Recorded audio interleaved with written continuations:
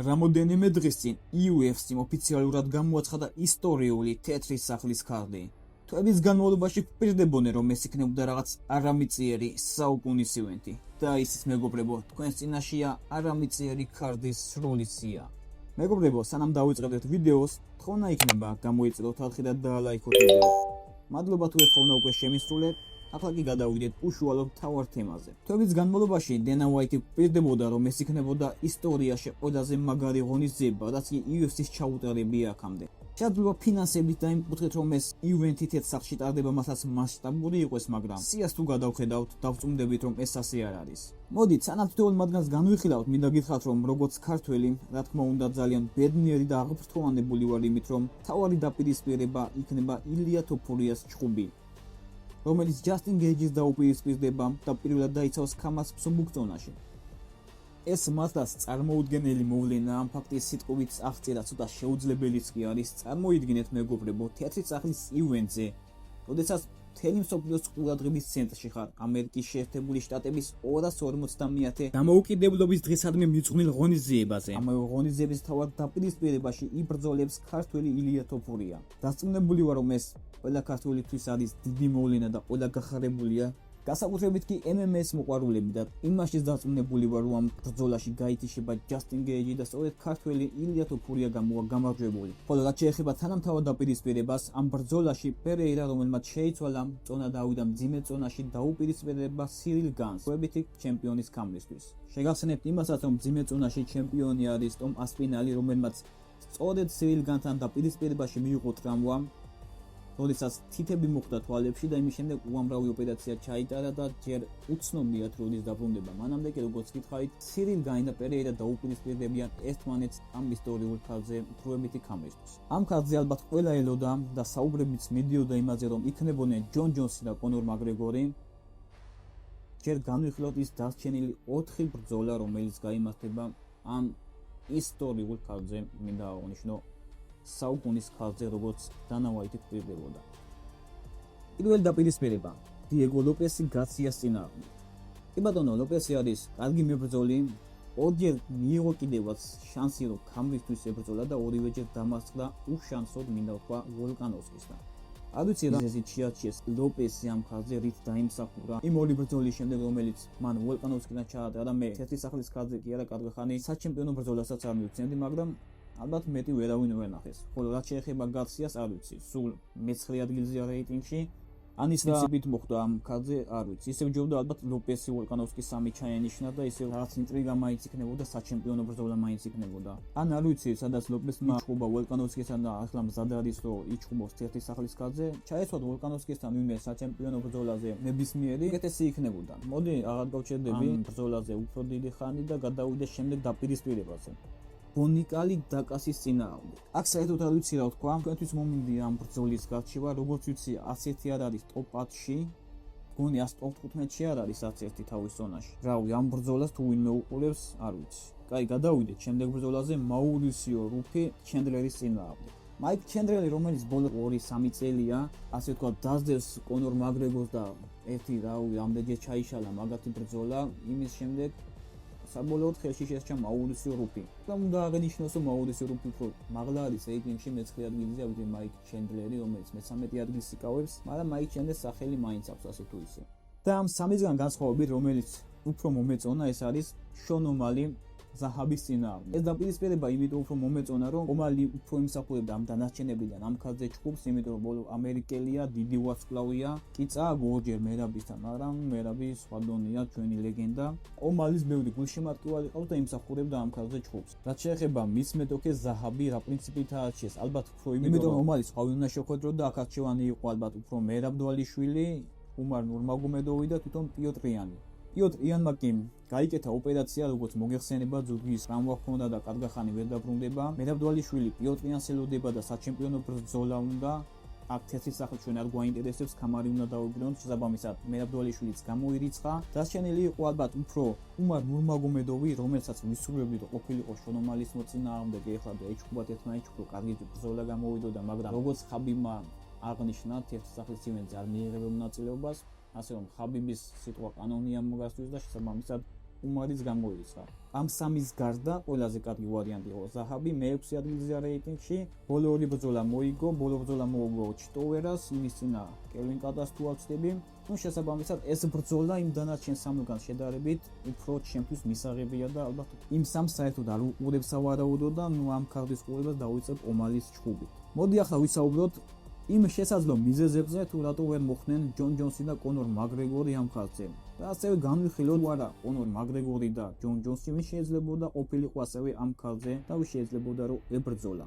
ჯერ დავიწყოთ იქიდან რომ პირველი დღიდან გვატყუებდნენ დენა ვაიტმა აღნიშნა რომ თეთრი სახლის ხაზზე იქნებოდა სადღაც 7-8 ორთა ბრძოლა, აქედან 5 ან 6 იქნებოდა საჩემპიონო ბრძოლა. ამის გამო რაღაც ბრძოლები გადაიდებოდა ამ შუალედში, რომ შემდგარ იყო ეს ბრძოლები შემდეგ თეთრ სახლში, მაგრამ საბოლოო ჯამში რა მივიღეთ ორი საჩემპიონო ბრძოლა და ის მეორე საჩემპიონო ბრძოლას არის დროებით კამარზე. ალბათ მაშინ როცა დენა ვაიტი ამაზე საუბრობდა, მართლა უნდა მსგავსი ივენთის გაკეთება, მაგრამ ფაქტის სახელზეა ვერ შეძლო. თუ რატომ ვერ შეძლო ეს უკვე სხვა საკითხია. როდესაც ამ ხილა ორგანიზაციის პრეზიდენტი ხარ, რაღაც უნდა გააკეთო, რომ დაითანხმო მებრძოლები, რომ იჩხუბონ თეთრ სახლში და უფრო საინტერესო ბრძოლები შემოგთავაზო იმ ჰაიპის შემდეგ, რომელსაც ასე ვთქვათ, თავიდანვე ასე იწყებ. რაც შეეხება ჯონ ჯონს და კონორ მაკგრეგორს ახლა.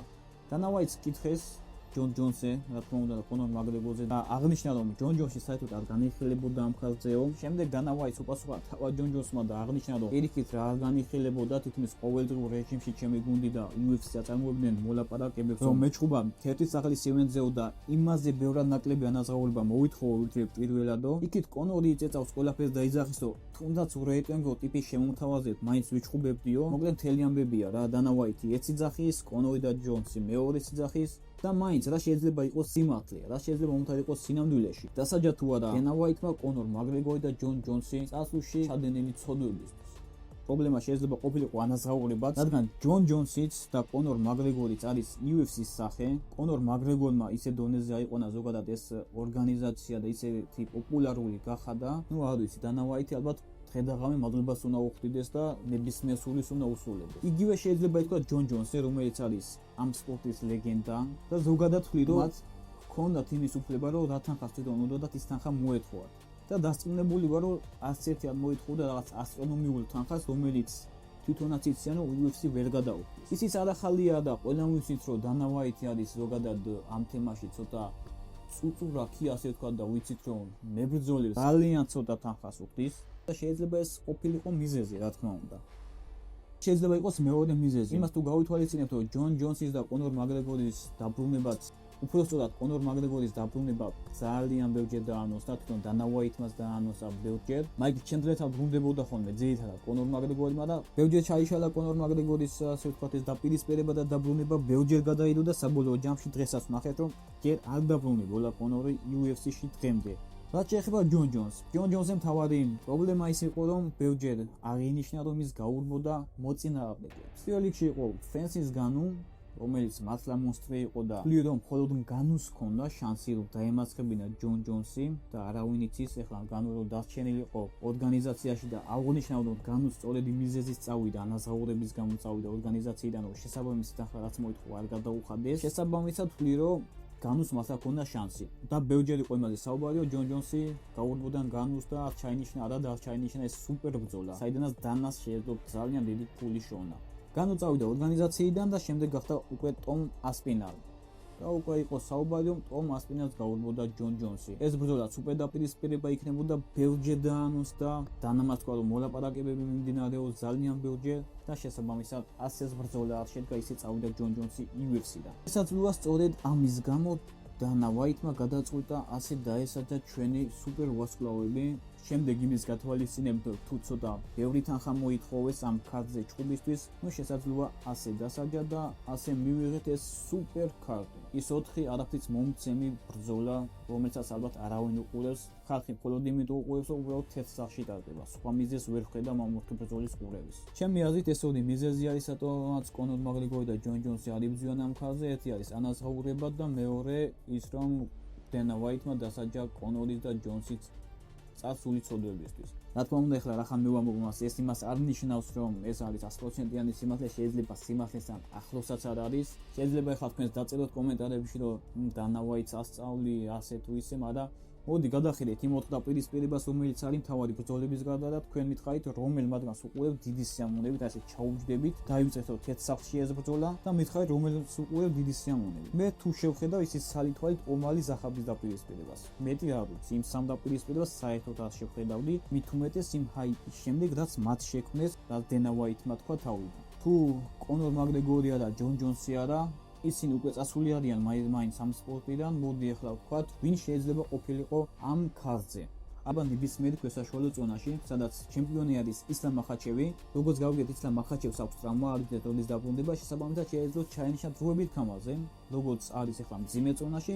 ეჭვობა რომელიმე საყავს ალბათ 4 მთავარი პრეტენდენტი, მე ვფიქრობ, რომ 3 ის მე-4 ისლამის შემოგდებული უფრო კამარ უსმანი, ვისთანაც თვითონ უნდა ჭუბი. მაგრამ აქ არის 3 მთავარი პრეტენდენტი: პრატესი, მორალესი და იან გარი. ჩანიშნათ ბრძოლა დროებით ქამაზე რომელიმესთვის და შემდეგში უფრო ადვილი იქნებოდა ისლამ მახაჩევისთვის მეტოქის შერჩევა, ხო? მარტივი იყო აქედან ჩემი აზრით ნებისმიერი ბრძოლის ჩანიშვნა. ასევე შეიძლება ჩანიშნათ ქალებიდან ვინმე დაპირისპირება, არანაკლებ ვარსკვლავები არიან ქალებშიც, რომელიც არის დიდი დაპირისპირება, დიდი სიამოვნებით უყურებ ხოლმე. შესაბამისად, ერთი ბრძოლა მაინც შეიძლება ყოფილიყო ქალების კატეგორიიდან, ასე ვთქვათ. ვულკანოს შეეძლო ეჭვობა, მაგალითად ევლოვის და მერფის დაპირისპირება არის, შეიძლება ყოფილიყო ერთი სახლის ქალზე, მაგალითად შიმაევი. ნუ ეხლა ყველა არ მახსენდება, მაგრამ უკეთესი ბრძოლების ჩანიშვნის შესაძლებლობა იყო, როდესაც ხარ პრეზიდენტი, როდესაც ხარ დენა უაიტი, იმდენი უნდა გააკეთო, იმდენი თანხა უნდა შესთავაზო, თუ თანხაზეა საუბარი, რომ დაიყოლიო მებრძოლები, რომ მიჩხუბო. თორე საერთოდ ეს ხალხი რო არა ის ორი თავი დაპირისპირება და რო არა ილია თოფულის დაპირისპირება იქნებოდა საშინელება.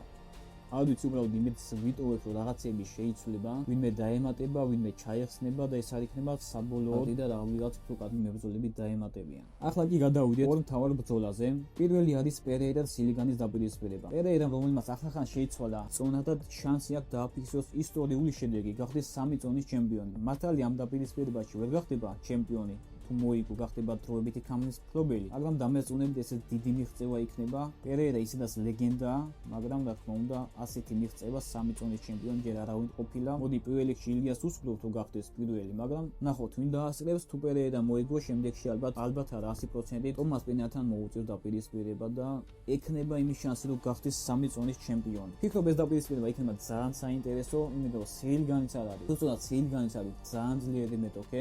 რადგან ნახეთ ტომას პინათან დაპირისპირებაში პირველ რაუნდს ჩემი აზრით იგებდა კიდევაც უარ მომხდარიყო ის გაუგებრობა, უბრალოდ ის ინციდენტი, თვალებში თითის დაკება, რაც გააკეთა სილიგანმა. ჩემი აზრით დიდი შანსი ჰქონდა ტომას პინალისთვის, რომ წაერთმია ის ქამარი, რომელიც აქვს. და მთავარი დაპირისპირება, რომელიც არის ყველაზე საინტერესო ჩვენთვის.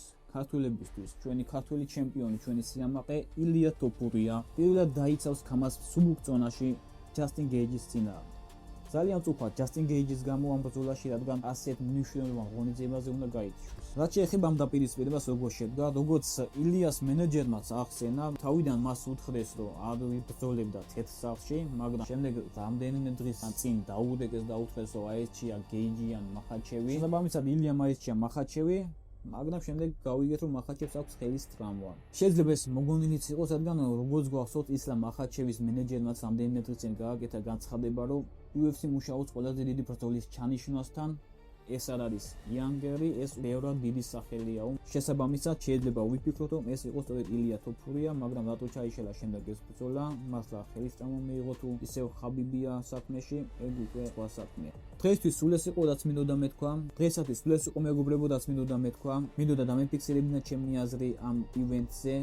და დამეფიქსირებინა ის დიდი იმედგაცრუება, რომელიც არ ვიცი, მე მართლა იმედგაცრუებული ვარ ამ ქართ. და იმედს ვიტოვებ, რომ რაღაც შეიცვლება. თქვენს დააფიქსირეთ თქვენი აზრი, რას ფიქრობთ? დღეისათვის სულ ეს იყო. დროებით შევხვდებით შემდეგ ვიდეოში.